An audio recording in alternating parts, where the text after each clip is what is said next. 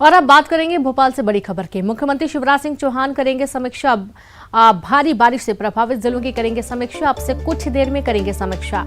Video conferencing के जरिए अफसरों से चर्चा करेंगे। चर्चा कर स्थिति की रिपोर्ट लेंगे मुख्यमंत्री शिवराज सिंह चौहान।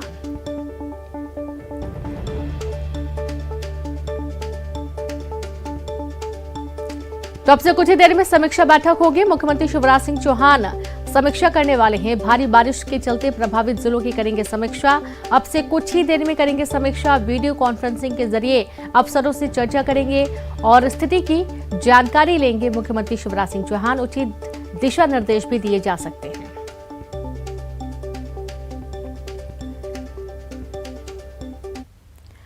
और अब खबर विदिशा से, जहां भारी बारिश के बाद उफान पर है बेतवा। लगातार बढ़ रहा बेतवा का जलस्तर। रामलीला मैदान में आ गया बाढ़ का पानी। होमगार्ड की टीम लगातार रेस्क्यू कर रही है। बाढ़ में फंसे लोगों को बाहर निकाला जा रहा है। जिले के 100 गांव बाढ़ से प्रभावित।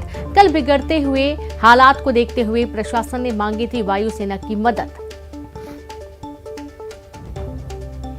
तो तस्वीरें विदिशा की हैं, जहां पर आप देख पाएंगे कि पूरे विदिशा में पानी ही पानी नजर आ रहा है। रामलीला मैदान में बाढ़ का पानी भर गया है और साथ ही लोगों के घरों में भी पानी भर रहा है। 100 गांव बाढ़ से प्रभावित नजर आ रहे हैं।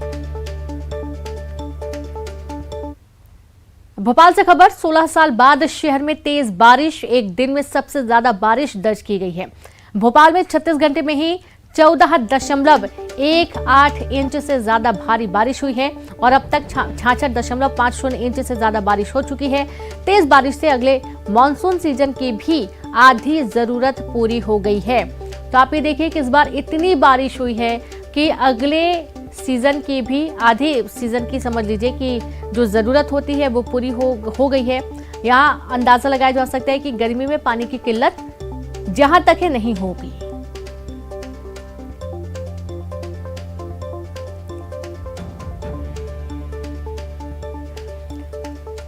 तो आपने तस्वीरें भी देखी। अलग अलग तस्वीरों के माध्यम से आप देख पा रहे हैं कि बारिश के चलते कई जो जिले हैं वो बहुत ज्यादा प्रभावित हैं और कई जिलों में हालत सामान्य है, लेकिन प्रभावित जिलों की संख्या ज्यादा है।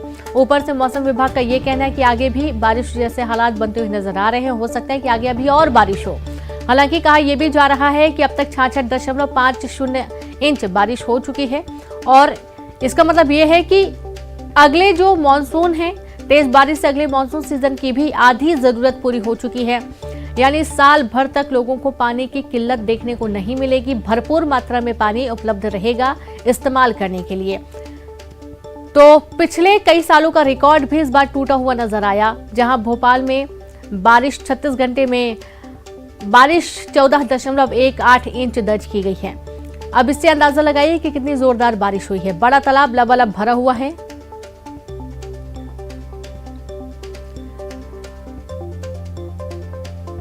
और चलिए सीधे रुख करेंगे भोपाल से। संवाददाता वासु चौरे और सुनील हंचोरिया शाजापुर से लाइव जुड़ गए हैं। तो सबसे पहले तो वासु आपके पास आते हैं। हम देख पा रहे हैं लगातार बारिश और बारिश के बाद हालात सामान्य नहीं है। देखा यह भी गया है कि धीरे धीरे पानी जो बढ़ा हुआ था, जलस्तर नदियों का, वो थोड़ा सा कम हुआ है। थोड़ी सी जिंदगी पटरी पर लौटती हुई नजर आ रही है। वासु,